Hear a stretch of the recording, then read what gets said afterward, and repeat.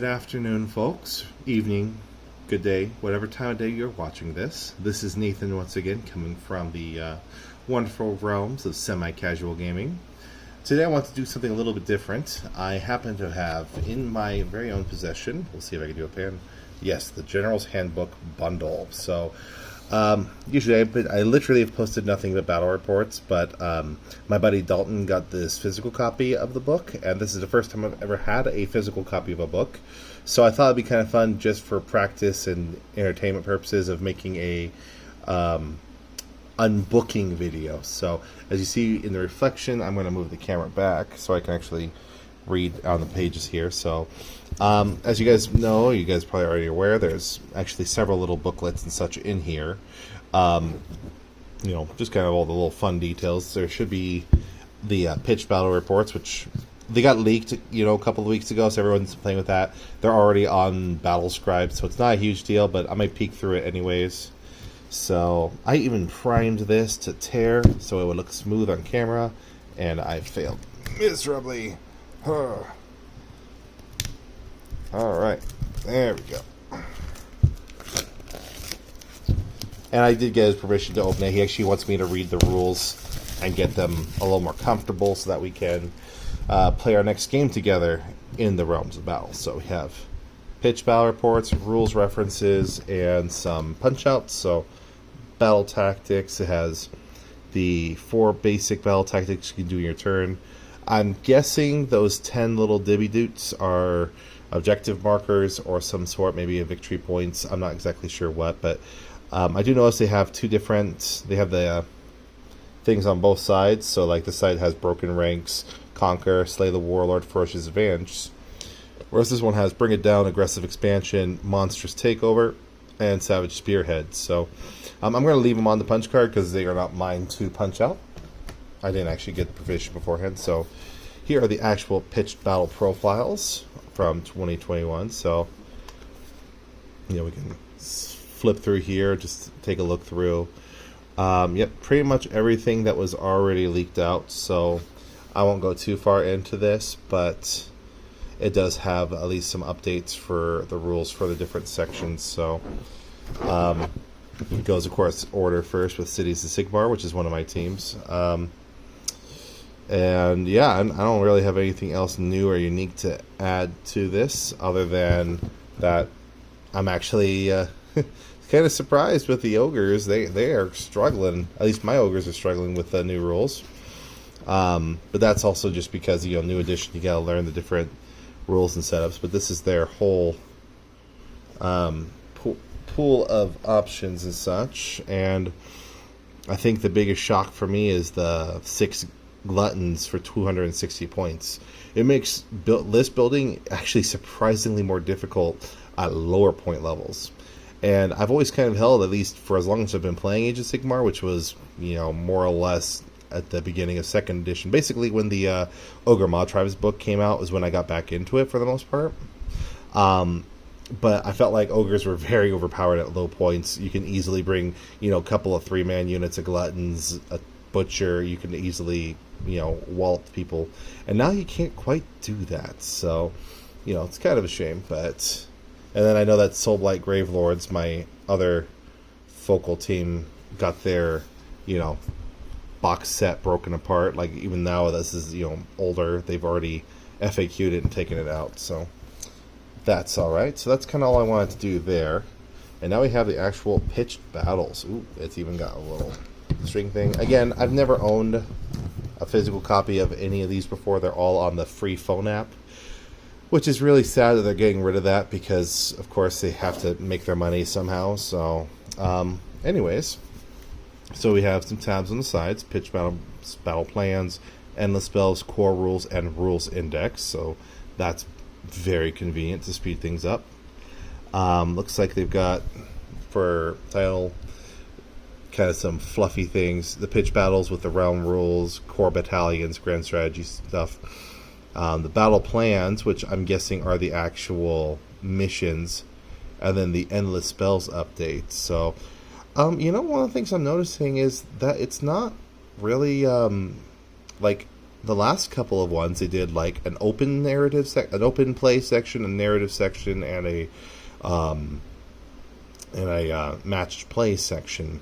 But that's kind of a bummer they don't have stuff for the open or narrative, because I really liked the Anvil of Apotheosis. I thought that was really clever, and unfortunately I never ended up getting to use it in a game, even like in a casual match play, because they were doing 1 point for the Apotheosis was like 10 points in creation and such. So let's just kind of skip ahead. So we'll look at the pitch battle profile. Ooh, ogre, cool. They actually put an ogre on a page. That's kind of fun. Usually it's always just Stormcast and whatever's the important team for the or important opponent. So they got the point limits, which they released some basic stuff in the on one of the community pages. I took a picture of it, which has like 750 points, 1250, etc., etc. So we've got fat fingers, so we turn too many pages at once. So alias, filling rosters, the grand strategies, and then battle plan tables. So that's kind of, I think, what I really want to find more, but we'll just kind of skim through here, take a look. So they have the core battalions. Let's see, special rules. So the region of war, the Gurish Heartlands. Let's see if that's... Oh yeah, because everything's focused in Ger this edition, so they just kind of give everyone access to that setup. So once per battle round, you score an additional victory point if any enemy monsters were slain in that battle round. And at the start of the third battle round, after the players roll off to determine who has first turn, players taking the second turn of the battle round can pick one objective marker on the battlefield and remove from play. So, okay, so they're giving just flat out objective marker removal, when you play in Ger. And then core battalion includes the Alpha Beast Pack. You can make a normal... After armies have been set up, but before the first battle round begins, you can make a normal move of up to d6 inches with each unit in this battalion, which are 3 monsters. 2 to 3 monsters. Which are behemoth that are not leaders. So, I don't really own any behemoths because they're expensive. But if I did, I would definitely make my Beast Claw Raiders a little bit more fancy. So, Hunters of the Heartlands, expert underdogs. Units from this battalion cannot be picked when your opponent carries out a monstrous rampage. Well, that's kind of handy, and it's just for troops. But that's really good if you're going to tie down some monsters. I definitely know of a couple times in recent games where I wish I had the ability to avoid being monstrously rampaged upon. But so yeah, I'll have to remember that one for future purposes. I am planning on taking some pictures with my phone when I'm done with this, so I can save it for my own personal uses later, because I'm cheap. So grand strategies, kind of all the same normal ones. Sever the head, no heroes, hold the line, there are battle line on the table. Vendetta, keep your general, kill your opponent's general. Dominating presence, if more of your stuff's left on the table than your opponent. Beast mastered, if there are, keep monsters on the table. Prize sorcery, keep wizards on the table. Pillars of belief, keep priests on the table. Predator's domain, if you control more terrain features than your opponent. So that's kind of silly. Like, honestly, I think the grand strategies are kind of neat, but they're more or less arbitrary, because they're like just 3 extra points at the end of the game, and most of them are just keep stuff alive, and that's kind of what you're doing anyways. So I mean, if you don't have stuff on the table, you've probably already lost the main game anyway. So it's like 3 points for the grand strategies is kind of a big tizzy. It may come up once in a while, but in my opinion, I don't think it's really... It's just one more thing you have to try and think about. So that's why everyone just kind of picks hold the line and makes their entire army battle line, because I feel like it's a lot easier to make everything battle line in this edition right now. So battle tactics, we have all those punch cards we can look at, but basically you get a couple of that. I think I like those a little bit more than I like the grand strategies, because you have to actually think about what you pick, and if you pick the wrong one in your round, you may have denied yourself points, whereas if you set yourselves up poorly and you allow your opponent to get advantage, like Slay the Warlord, for example, if you happen to leave your general high and dry, your opponent can take advantage of that and such. So I think that's a little more important, because it actually will impact the game as you play the game. So scoring sheets. exciting. And that, oh, there's a little bit more. Battle ready, so they get to talk about painting. Oh, painting.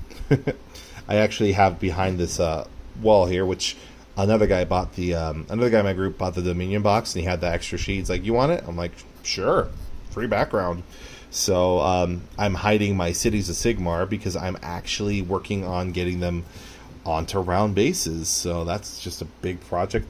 I have 52 models to get ready by next weekend. So, battle plans. Da-da-da. Alright, marking territory. So you have it. Okay, so they kind of do it where you go either direction. So this one has generic deployment with the objective markers basically in each quarter. And of course, they mentioned that they're not doing the like measurements, like the pre-measurements like they do with the like 40K stuff. It's because you can do it on any size table and it would still be relevant. So technically I could actually do it on my very small card table and still play these out. So this is essentially deployment. Attacker picks the territories, alternate deployment, lasts for 5 battle rounds.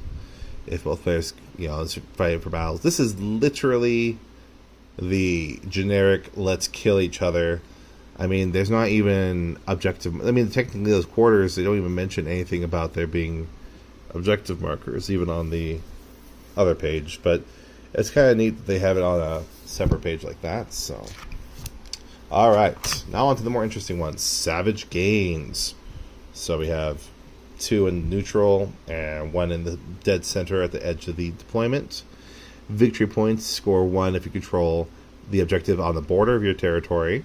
Score 2 if you're controlling on neither of the neutral ones, and 4 if you're controlling your opponents. And score 2 victory points if you completed the battle tactic you picked that turn. So this is Battle for the Pass. But big difference is it's not the short sides, it's the long sides this time. At least. I think they've bounced it back and forth. I think in like either 2018 or 2019 it was a long ways. So, just kind of, switch it up a little bit here and there. Not a big difference here. So, all right. We are going on to the next page.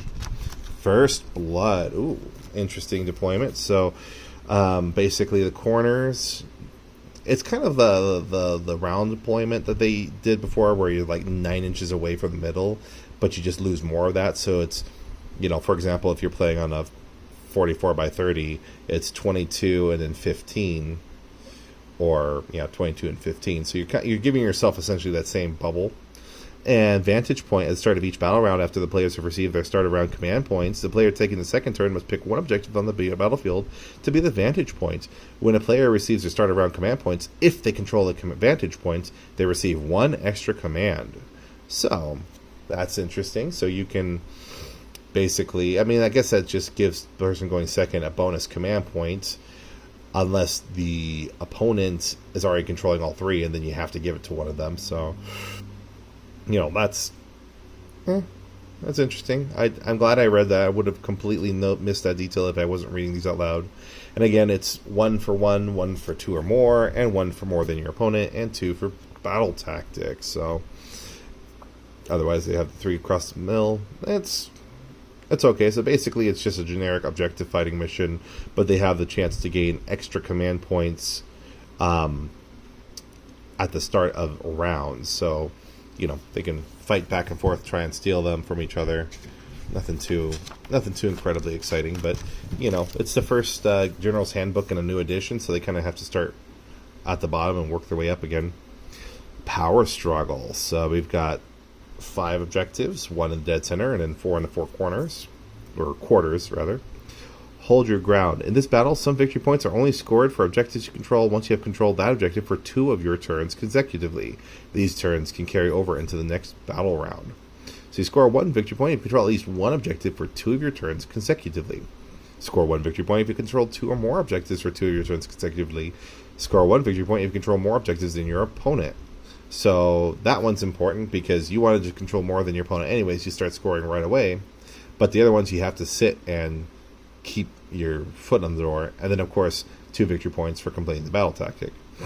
So, yeah, that's kind of interesting, alright. I mean, it basically makes you have to have the ability to camp on objectives and to fight off the opponent off the other objectives. So you definitely have to defend, split your army into an attack or defender position. In the meantime, also fighting for the center objectives. So, well, that's kind of cool. That's kind of, neat. All right, survival. Okay, that's a weird deployment, but that's pretty neat. So, okay, so you basically skip the 4 squares in the middle, and there's also, it says more than 9 inches from opponent's territory, so it's kind of like humps. So it's a really awkward deployment, I'll tell you that right now. After armies have been top of the food chain here in the middle, the unique feature. After armies have been set up, before determining who has the first turn in the first battle round, each player must pick 3 different friendly units on the battlefield, starting with the attacker. These units are your predator units for the battle. So, for victory points, you score 1 for 1 objective, 1 for 2 or more objectives, 1 for more than your opponents, and you score 1 victory point for each enemy predator unit that was destroyed by a friendly predator unit during that turn. Oh. And then 2 points for battle tactics. So you basically need to pick 3 of your sturdy guys that you want to fight well, but you also don't want to put people out there that will be targeted and cut down. So you kind of don't want glass cannons, you just kind of want bricks. So, like, if I play my ogres, I will almost guaranteedly make my Frostlord and Stonehorn one of the predators, because, well, he's pretty tanky and he's going to be up eating anyways, so maybe if you get lucky you can slam him to the opponents. Now, obviously I read that, and I played my Soul Blight and had units get destroyed. Even if you regenerate them afterwards with the Endless Legions, I would presume that they'd still get the point, because it's for each enemy predator unit that was destroyed by a friendly predator unit. So, for example, if I was silly and I made a unit of zombies, my predator unit, and my opponent destroys them in 1 round and gets his point, I bring him back with Endless Legions. If he destroys them again, he gets to score another victory point. So, so you kind of have to be a little more careful. You have to be a little more frugal with certain armies, I think, in this particular setup. So, but yeah, that deployment, that's clever, but that'd be such an annoying setup, to be perfectly honest. Tectonic Interference. So, full table, attackers, defenders with 3 objectives. So, alpha and beta objectives. At the start of each battle round, before determining who has the first turn, roll a d3. The objective with a corresponding number is the alpha objective for that battle round, and the 2 other objectives are beta. So, score 2 points for if you control the alpha objective, score 1 victory point for each beta objective you control, and score 2 victory points if you complete the battle tactic you pick that turn. So this is just the same as the and I blanked on the name of it. The mission where shifting objectives, basically. So it's just got a different name to it, but otherwise it's literally just shifting objectives. So I like that one. Actually, I think that's probably one of my favorite ones to play, because it forces random tactics. So Apex Predators. Let's see, the army. So, full corners, and more than 9 inches from any territory, so you got your little wraparound kind of a thing. Altars of the Beast. So there's 3 objectives in the opposite quarters and dead center. The normal rules for objective marker controlling and contesting objectives are not used. So it's a friendly leader unit finishes a move, and no enemy leader unit is within 3 inches of the objective, so it's 3 inches, not 6 inches. And an attack made with a melee weapon by a friendly leader within 3 inches destroys an enemy leader within 3 inches. And once you gain control of an objective, it remains under your control until an opponent gains control of it, or if there are no friendly leader unit within 3 inches of it. So you actually have to stay on it. It's not like the mission, like usual, where you can just capture it and keep moving. Your leaders have to sit and camp on those objectives. Score 1 for 1, score 1 for 2, score 1 for more, and score 2 for battle tactics. I do not like these missions. I don't like missions that require specific units to control, only because the mission is no longer... It's never really about the objectives at that point. It's about taking out your opponent's stuff. For example, I just played a game with Dalton, the actual owner of this book, and we played a mission that was just like this. It was a different deployment, but it's the same one where only the leaders can control it. And he had 4 heroes, and I only had 2. So it ended up being that he got a double turn. He killed one of mine on his first turn, and then killed the other one on the second turn.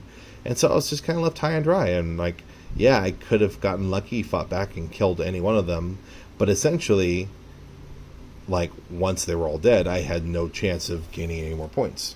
That's also because we didn't have this yet. We didn't have the grand strategies or the battle tactics, so I had no way of gaining victory points outside of the heroes. So, so I just don't like this type of a mission. I mean, that's just a flavor thing. I mean, I'd say I only would play it if you have an equal number of heroes, or if there's at least some sort of a balance, like a monstrous hero compared to 2 regular heroes, something like that. I don't know. You guys can say what you think about it, but the Vice. Interesting. Battle round 1, 2, and 4. So, 2 forces have come to blows amidst the shadow of an ancient crevasse. As the battle unfolds, both generals discover that the chasm is gradually closing in around them. Victory here must be swift for any hope of escape. Alright, this looks interesting. The objectives in this battle are prime objectives, under here on the bottom left. Unless noted otherwise, prime objectives cannot be removed from the battlefield. Deployment is as normal. We got, basically lengthwise table set. The Vice. At the start of the second battle round, before determining who has the first turn, each objective is moved to a new location on the map. At the start of the fourth battle round, before determining who has first turn, remove 3 objectives from the battlefield so only 1 remains, and place it at the center of the battlefield. And you gain 1 for 1, 1 for 2, 1 for more than your opponent. Those are victory points, of course, and 2 for battle tactics. So, grand strategy, blah, blah, blah. That's kind of neat, because they start in the back corners on the first turn. So you need to have someone sitting back there, probably your fast units, your cavalry or your flyers, your little quick grabber units. I know that I have my frost sabers for my ogres, my soul blight. I technically have hex wraiths as allies, but I don't really have anything fast right now except for Manfred. And I don't think I want him sitting in the back doing the objective grabbing. But you're kind of forced towards the middle, and then eventually it becomes, monkeys in the middle fighting over the central objective. So I like that. I like it on paper. We'll see how it actually ends up playing, especially because I'm even trying to think if I'm looking at this as the Soul Blight player, where I'd put my grave sites. Like, definitely I'd have at least one near the center, but everyone's going to be at the center, so it's not like I'm going to be able to deep strike anyone from there. At least not right away, unless my opponent can jump on it quickly. But I don't know. I definitely would like to try this out sometime. Maybe I'll even do it on the channel. So cool. Tooth and nail. So we have that same, corner deployment with 9 inches away from enemies. No reserves. Everything must set up on the battlefield. If a unit is set up in reserve, all the models in the unit are slain and the unit is destroyed. So, as the Soul Blight player, again, I could do that with a unit, like even 10 pack of skeletons, have them get destroyed, and then try to use the Endless Legions to bring it back, because it'll be a slain unit, to try and do a deep strike, but that seems kind of a waste. Prime objectives, I see that mission note again, so that's, I think, a key word that they use, so you can't remove objectives while you're playing, like with that seismic rule from the Ger that we read earlier. So, fatigued warriors. Summoned units cannot shoot or charge in the turn in which they were added to your army.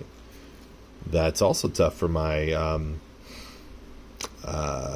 Soul Blight, because you can't just drop them and then try and 9-inch charge away. They just come onto the table. So this is not a good mission for my Soul Blights, which will mean I'll eventually end up having to play it as them. But I mean, even with how the table edges are set with the 9 inches, It's not too terrible for setting up. I like having the gravesite setups just because you can essentially slingshot zombies across the board and start bogging down your opponent quickly. But you're not allowed to do that here, so we'll just go with it with that. So otherwise, again, one point for 1 point for 2 or more, 1 point for more than your opponent, and 2 points for battle tactics. So yep. So basically, this mission is literally you have to have everything on the table, and anything extra you summon can't do anything fancy because you're literally just trying to fight everything on the table. So feral foray. So lengthwise, with the objectives not on the table on the edge of the battlefield, but in each of our deployments. Battlefield, raiding objectives. From the start of the second battle round, after you score victory points, you can raid one objective you control that's wholly within your opponent's territory and within 1 inch of a friendly unit. You score an additional victory point, and it's removed from play. You cannot raid more than 1 objective per turn. So, Scorched Earth, basically. Score 1 point for 1 point for 2, 1 point for more than your opponent, 2 for the battle tactics. So, yep, just Scorched Earth with a different name. But, yep, that's kind of a fun one. Again, I find this is kind of a mission where if you're already on your opponent's stuff, you've probably already won the game or it had such an advantage that it's really hard to come back. So, power in numbers. Now, I know it's big dead area in the middle, so you have to stay back in yours. Alternating deployment. The backbone of success. If there are any battle line units within 6 inches of an objective, then only models from battle line units can contest that objective. So, objective secured. Cool. Just for this mission. So, and each player scores victory points in a slightly different way than before. You score 2 victory points if you completed the battle tactic you picked that turn. Okay, that's normal. Starting from the second battle round, at the end of each of their turns, a player can destroy 1 or more objectives to control in order to score the following victory points. If the player gained control of it this turn, they score 1 victory point. If they gain control of it and not lost it since, they score 2 victory points. If the player controlled the objective at the end of their turn before last and has not lost it controls of it since, they score victory points. So, I forget the name of it, but it's the one, the Better Part of Valor, I believe. Quote me if I may type it if I got the wrong one. But basically, you sit and camp on your objectives, and then you pop it where you can before you lose it, sort of thing. And if more of one of these criteria are met for the same objective, only the one scores the most victory points applies. So yeah, it's 1 point for 1 round, 2 points for 2 rounds, 4 for 3, and 8 for, controlling it the entire game. So, which is, kind of a good thing, but interesting. So, yep, that's that one. Again, new name, same mission type, but that's okay. The Veins of Ger. Alright, I'm older, so any of you guys who like Invader Zim, I can't help but think about that. So, Ger! Anyways. Okay, so, deployments. There's first objective, second objective, third objective noted. I bet you this is Star Strike, basically. The attacker picks which territory is their territory, blah, blah, blah, deployment. Oh, we got numbers here. 2 through 6, 7, and 8 through 12. So, yep. 3 objectives are set up during the battle. The first objective is set up at the start of the second battle round before determining who has the first turn. The second and third objectives are set up at the start of the third battle round. So this is Star Strike, but they word it differently because instead of it just being a D3, so it's even, it's actually a 2D6. So that means you're less likely to be in the center, which forces you to have to really spread your army out. Just because usually you can just kind of do like a little stretch across, see the first one, and then adjust accordingly. But with this one, the odds of rolling a 7, technically are slightly less than rolling either 2 to 6 or the 8 to 12. So you kind of, I don't know if you'd want to end up doing more of a 2-part castling thing, but you score a number of victory points equal to the number of the current battle round for each objective you control. And score 2 victory points for completing the battle tactic. So this one can ramp up pretty quick. I think especially this one for the grand strategy, you only gain 3 victory points, and truth be told, you can ramp up a ton of points. So I think the grand strategy may not be as big a deal in this particular mission. So, but for what it's worth, I mean, it's 3 victory points. So like all the other missions I've read about so far are battle plans. that I've read about so far. I mean, it could be a big deal because most of them are score 1, 1, 1, and then 2 for battle tactics. So it could matter. Probably won't. Oh, that's it. So pitch battle publications. So everything that matters for the different rules.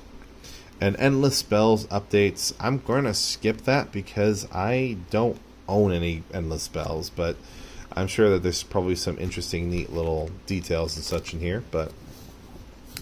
And then the core rules. And I bet you this is an exact copy. Yep, this is an exact copy of that free PDF that they released out. So that's kind of neat to have it in a physical print. My local FLGS went through so kindly to... they actually went and printed out that that thing. Actually, one of the local guys did it and printed like 40 copies so that everyone in our community could have free, printed copies. So that's really nice of them. So everyone pretty much has one that plays them regularly. So, but yeah, at least it's nice that they have it officially printed. And the rules index. So, yeah, that's kind of it. I think everything here. We got rules reference page. That's command ability rule reference page. Where have you been this whole time?